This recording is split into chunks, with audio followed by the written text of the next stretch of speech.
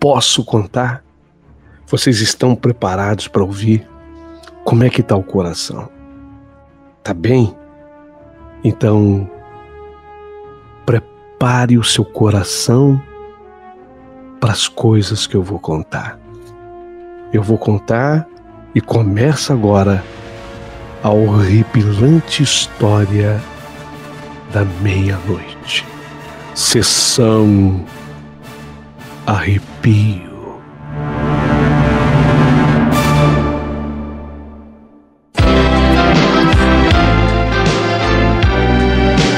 Rádio Emoção.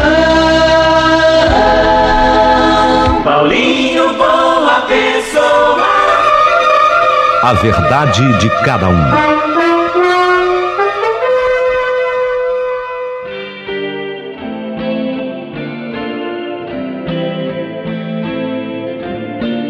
Querido amigo Paulinho Boa Pessoa, tudo aconteceu comigo. E até hoje eu fico impressionado e quero lhe contar. Eu tinha ido trabalhar aquele dia como fazia sempre. Eu adorava aquele meu trabalho. Eu tinha realmente um grande cartaz com a minha chefe, porque eu era pau para toda obra. E quando eu executava um trabalho, eu só ficava satisfeito quando terminava e eu tinha que tirar logo um 10. Nem 9,5 me satisfazia. Naquele dia, trabalhei o dia todo. Meu horário de sair, 5:30 da tarde. Era o horário que eu tinha para ir embora. Naquela terça-feira, em especial, era um dia que eu gostava até de chegar mais cedo em casa, porque passava um programa que eu amava, o Caceta e o Planeta. Nossa, eu adorava. Então quando deu 5:30, a missão estava cumprida, no que eu me preparava para ir embora, estourou a bomba. Eu teria que resolver um problema de última hora. E a minha chefe tinha plena confiança em mim. Me chamou e disse: "Puxa, Antônio, eu vou precisar de você. Você vai ter que fazer uma hora extra hoje. Olha o que aconteceu agora." E eu, de bom grado, respondi para minha chefe ainda com um sorriso: "Calma, tô aqui para servir." E aí todo mundo foi embora da empresa e eu fiquei lá sozinho. 6 da tarde, 6:30, 7 da noite, 8 da noite. Quando eu achei que eu fosse terminar o trabalho por 9 horas da noite, eis que eu tive que recomeçar, porque teve um probleminha no que eu estava fazendo. Então praticamente retomei todo o trabalho, e quando terminei, que eu pude envelopá-lo e deixá-lo em cima da mesa da minha chefe, como eu gostava de fazer, o relógio já marcava 11:30 da noite. Tudo bem, não era a primeira vez que isso acontecia, então eu deixei tudo em cima da mesa da chefe e desci, na esperança de pegar então o último ônibus até a minha casa. Mas no que eu tô indo pro ponto de ônibus, de repente, o Toninho, eu era o Antônio, ele era meu xará, o Toninho, até ele me chamava de xará. Quando ele me viu, o Toninho me viu: "Ô, xará, onde você vai? Vai pegar ônibus essa hora?" Eu disse a ele que sim, porque eu estava saindo do trabalho naquele horário. "Entra aí no táxi, rapaz, eu te dou uma nota, como eu já fiz outras vezes com você.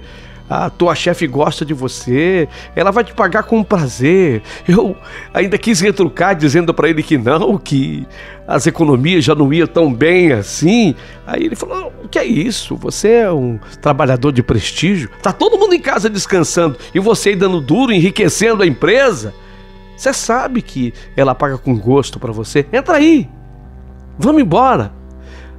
Eu ainda cocei a cabeça, vi que o último ônibus estava estacionado.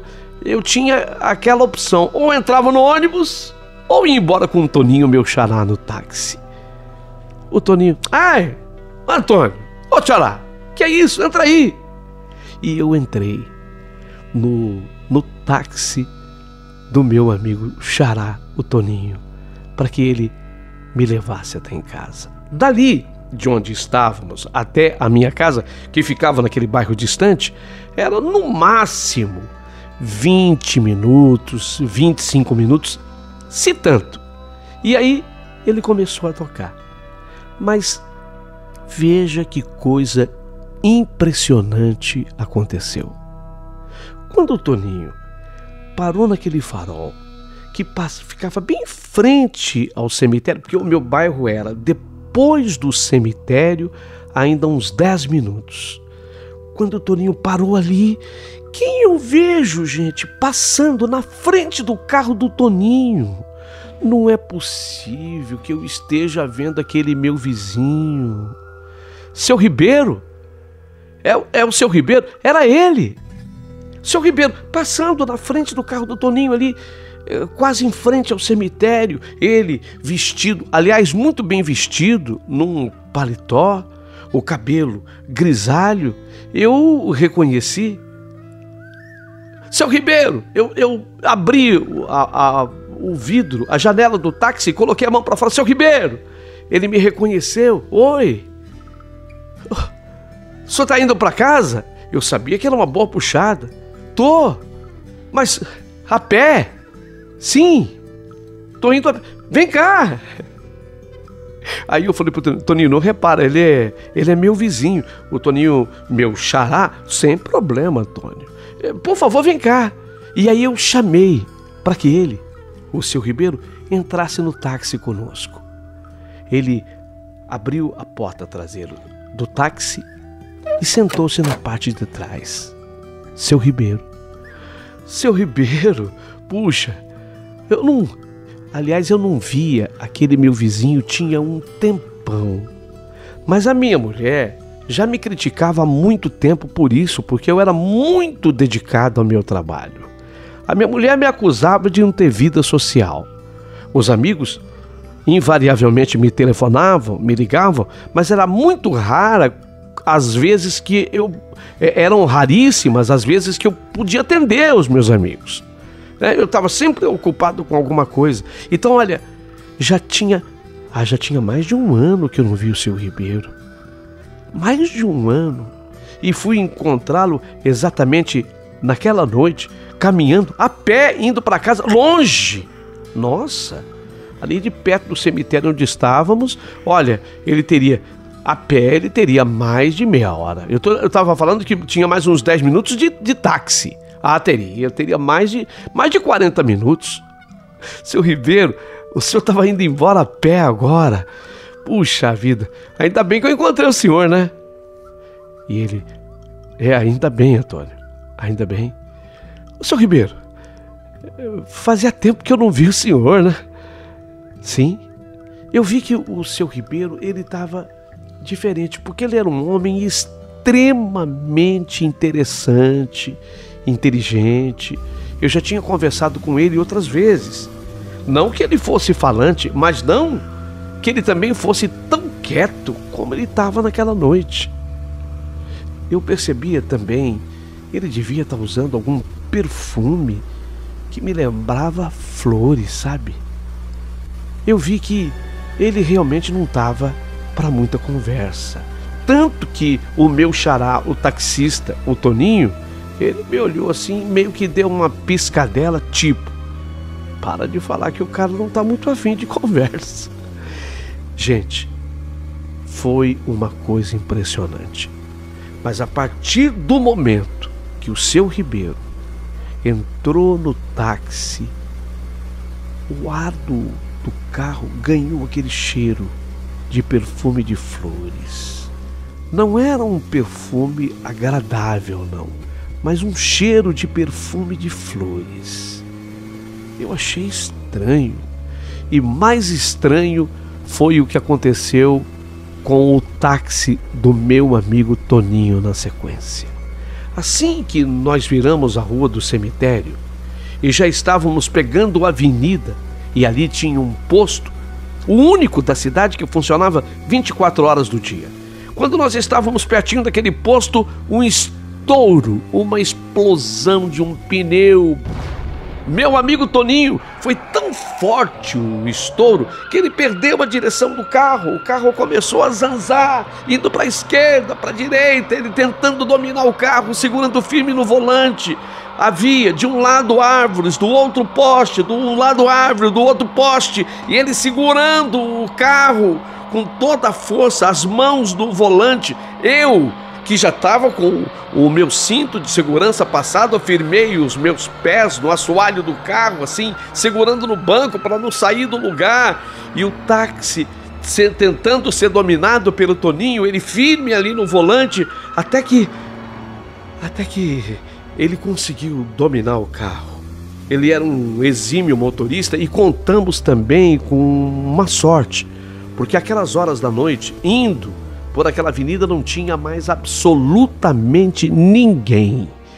Quando o Toninho dominou, que ele conseguiu trazer o carro para si, havia um posto, 24 horas, ele foi e entrou no posto para poder tomar providência, porque um pneu havia estourado. Foi nessa hora que eu olhei para trás e vi o seu Ribeiro, diante de tudo o que havia acontecido, imóvel. O seu Ribeiro, ele não teceu nenhum tipo de comentário, ele não falou nada. Ele era um homem extremamente tranquilo, seu Ribeiro, ou ele era um homem extremamente calmo, ou alguma coisa extraordinária estava acontecendo com aquele homem, porque ele se manteve em silêncio. Dentro do posto, a coisa fora tão feia com o carro do Toninho que os frentistas vieram todos comentar com ele. Puxa vida, rapaz, se eu tivesse uma câmera, eu teria filmado o que houve com o teu carro. Eu vi o carro de vocês capotando, dizia o frentista. O carro ia para a esquerda, ia para a direita e você lutando. E o estouro, a explosão do pneu. Você acredita que eu vi sair um monte de fogo debaixo do seu carro? Mas um monte de fogo. Eu não sei se algum eixo, algum pedaço batia no chão. Eu só sei que levantava aquelas fagulhas. Exatamente. Aquilo tudo parecia um fogo, realmente era um fogo, aquele fogo subia debaixo do carro.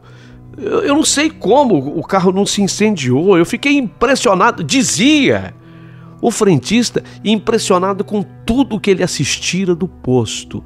Tanto que o Toninho conversava com ele e o frentista falou: olha, para mim ia todo mundo morrer nesse carro. Aí ele veio espiar, o frentista veio espiar as pessoas que estavam no carro. Aí ele veio e falou comigo: rapaz, eu vi tudo o que aconteceu no carro. Vocês nasceram de novo, viu? Pode marcar aí que vocês nasceram de novo. E eu comentei, conversei com ele. Ele se dirigiu também ao seu Ribeiro, que estava no banco de trás. Mas o seu Ribeiro, do jeito que estava, ficou. Não comentou absolutamente nada.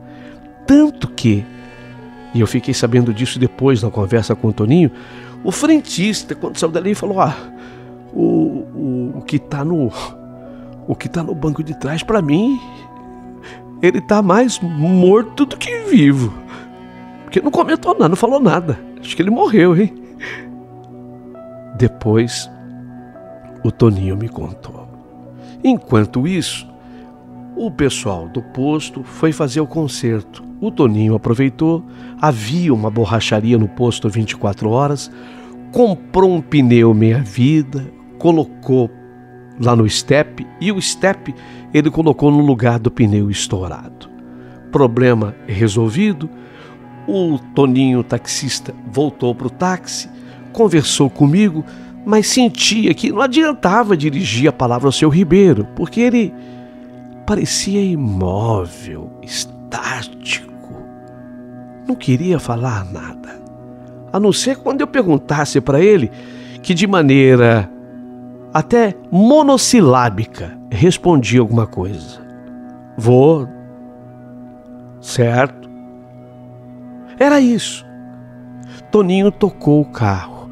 Não demora muito tempo, ele entra na minha rua. Eu pedi para ele, porque eu sabia que as minhas cachorras são barulhentas. Nossa!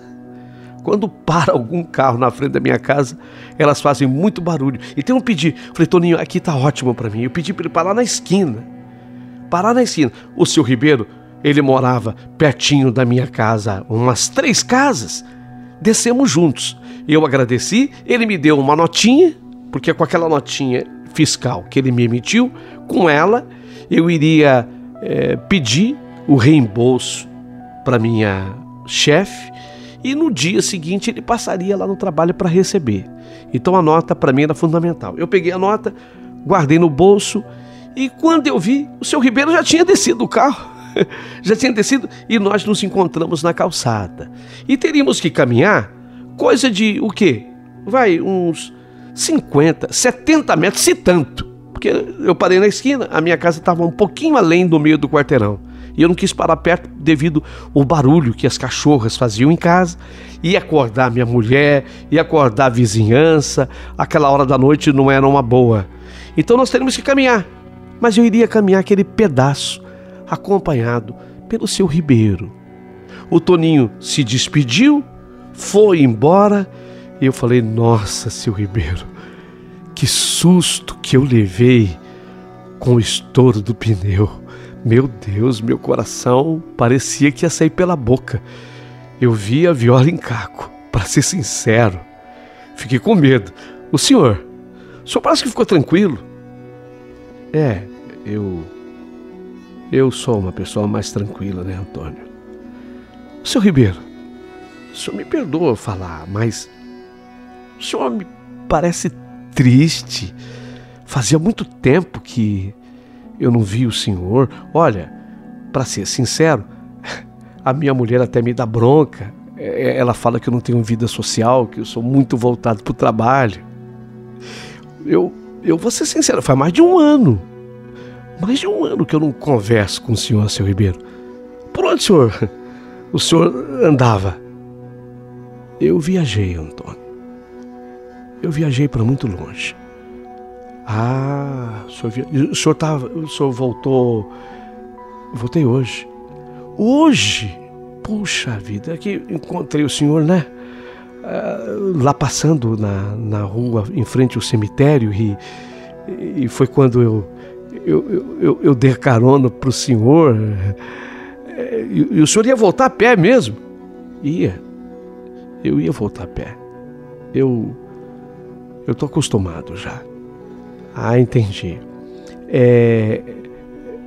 O senhor quer entrar na minha casa? Porque eu tô chegando do trabalho agora. Eu ainda vou esquentar lá uma comidinha para mim. Olha, não posso garantir um grande jantar, mas com certeza tem arroz, tem feijão, tem sempre uma mistura. Eu vou requentar. Se o senhor não reparar, o senhor aproveita, entra, janta comigo. Não, muito obrigado. Eu não tô com fome, Antônio. Mas o senhor está precisando de alguma coisa? Eu estou sentindo que talvez o senhor esteja precisando de... Pois não, pode falar, seu Ribeiro. Eu às vezes não sou um vizinho que está toda hora conversando, batendo papo, mas sabe, naquilo que tiver ao meu alcance, eu estou pronto para ajudar. Pode falar. Não, só quero te dizer uma coisa. Pode falar. Procure não discutir mais com a sua esposa. Porque o senhor escuta de vez em quando eu... Mas as discussões que a gente tem é um gritar com o outro. É ela que começa a gritar e depois me irrita, eu respondo. Então, se ela gritar com você, deixa entrar por um ouvido e sair pelo outro. Não vale a pena.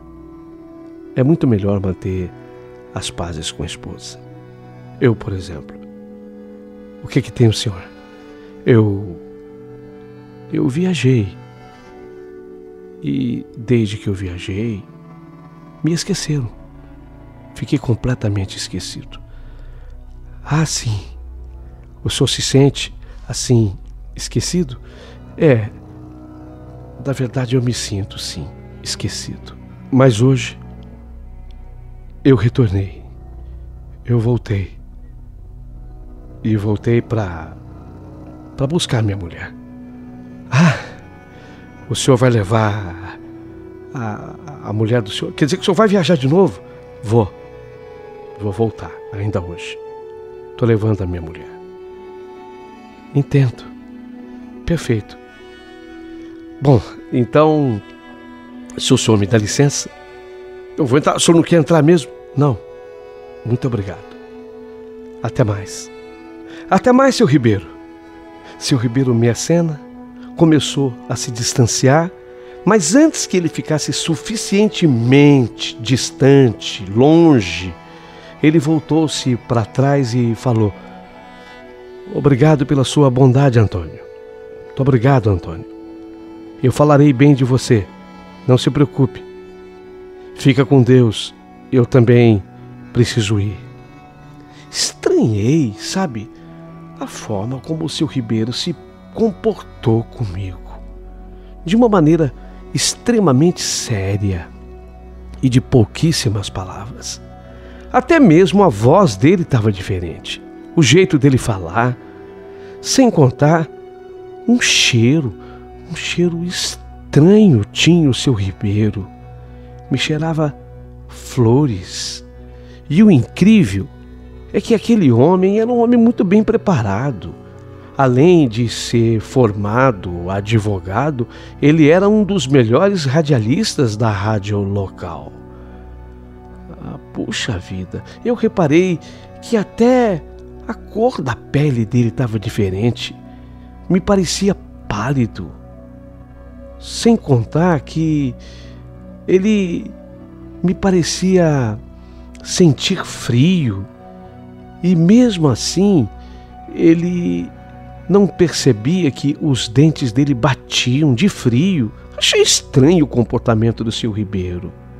Mas nós nos despedimos, eu entrei em casa, me sentei no sofá, tirei o sapato como eu gostava de fazer, calcei o meu chinelo havaiana, dei um sossego para os meus pés, fui à geladeira, tirei o arrozinho, o feijãozinho, a mistura que havia sido feita pela minha mulher, coloquei tudo no prato e do prato levei ao micro-ondas.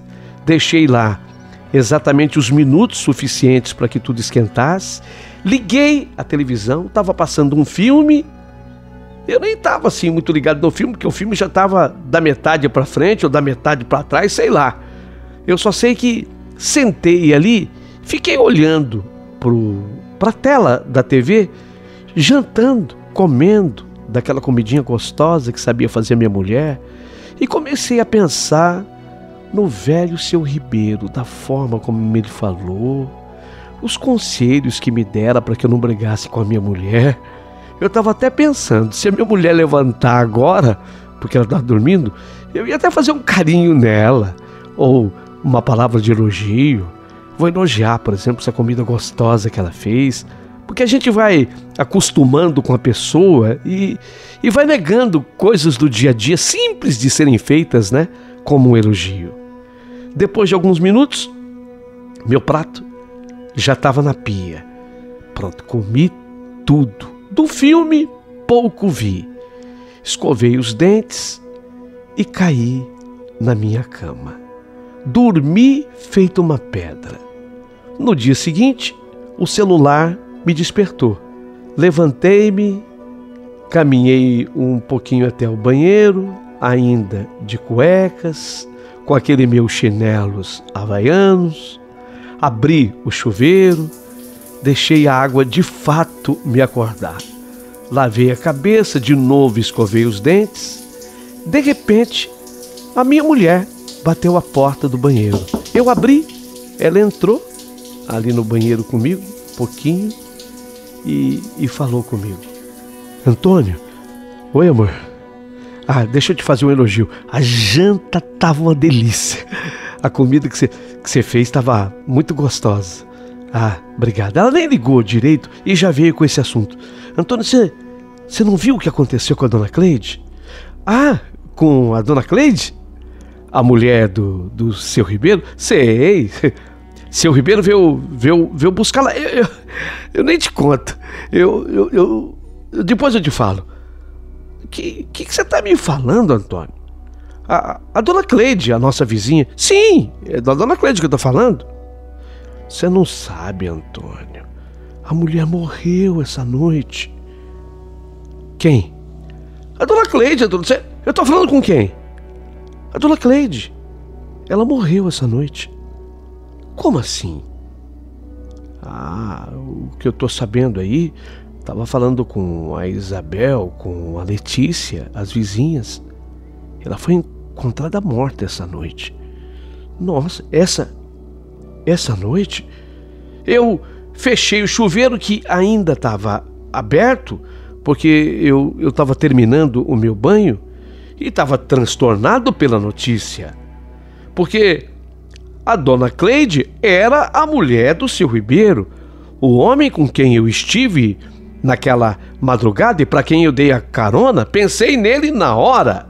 E foi aí que eu perguntei: nossa, morreu essa noite. A dona Cleide morreu essa noite. Parece que já vieram retirar o corpo.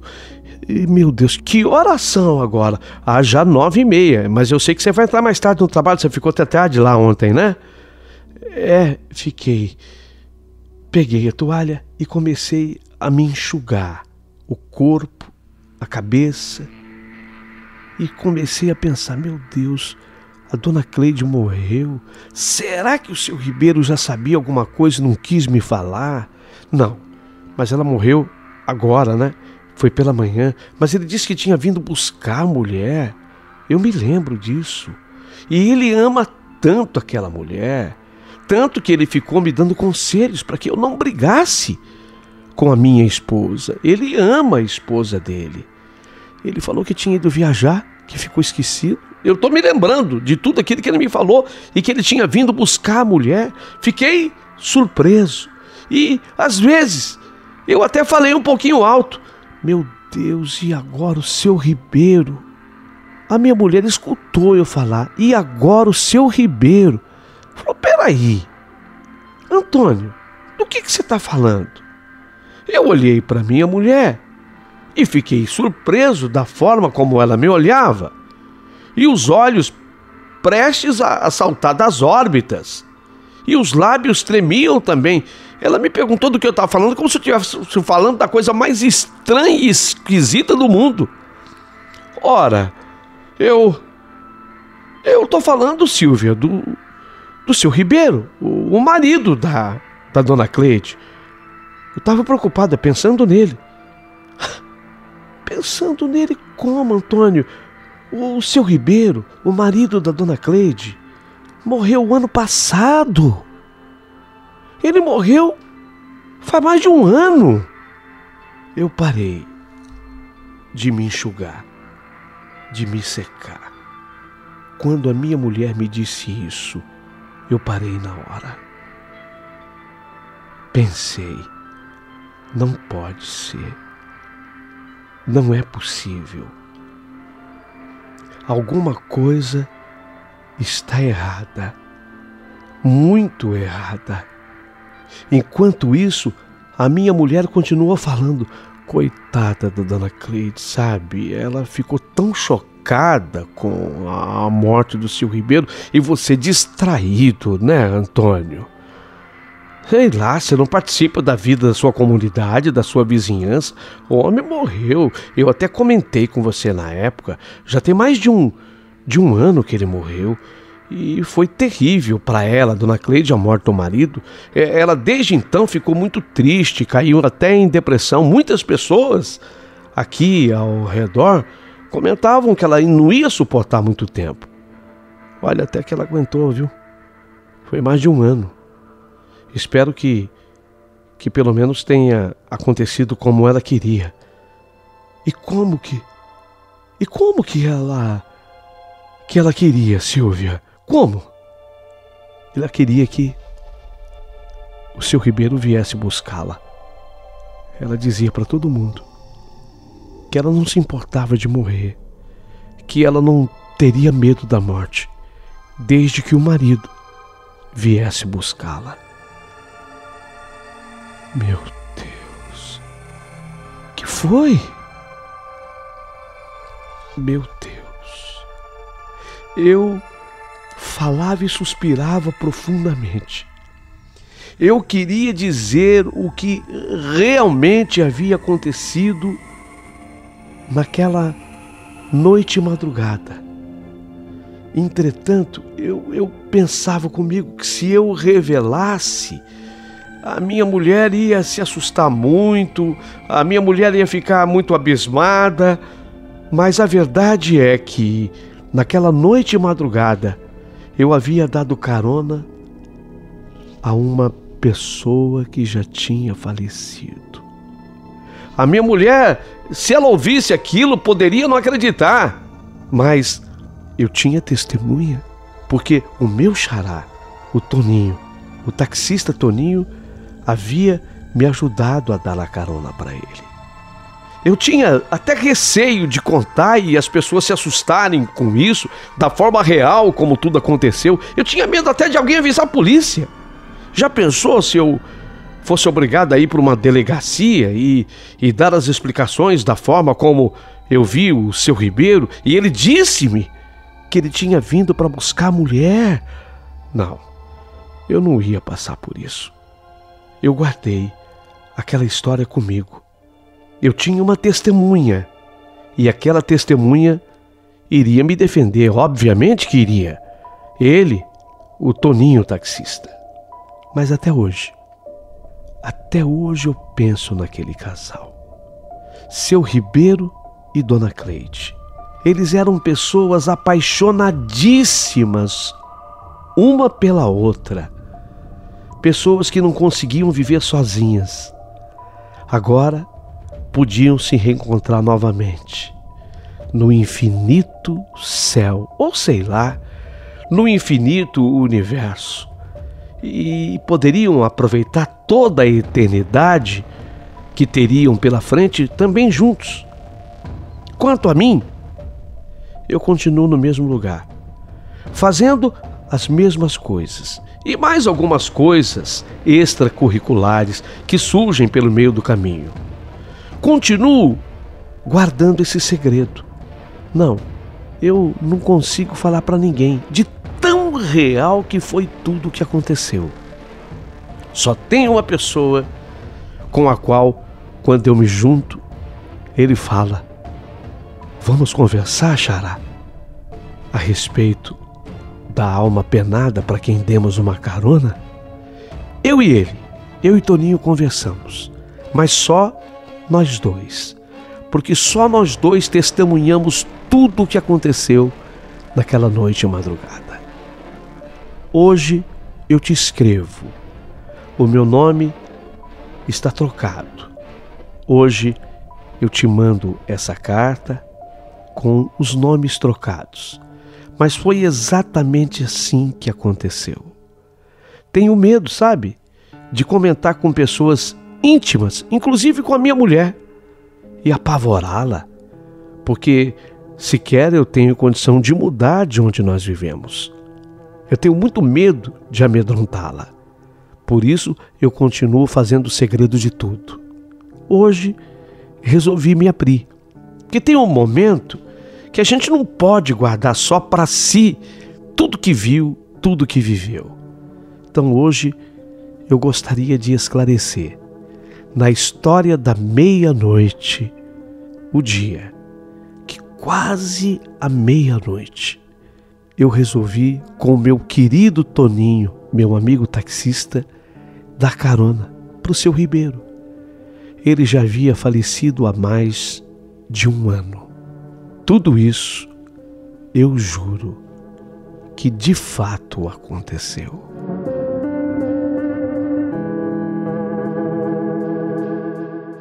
Quero que você comente a minha história. Quero que você deixe a sua opinião. Se inscreva no canal. E se sobrar gentileza, ajude o canal mandando seu valeu demais.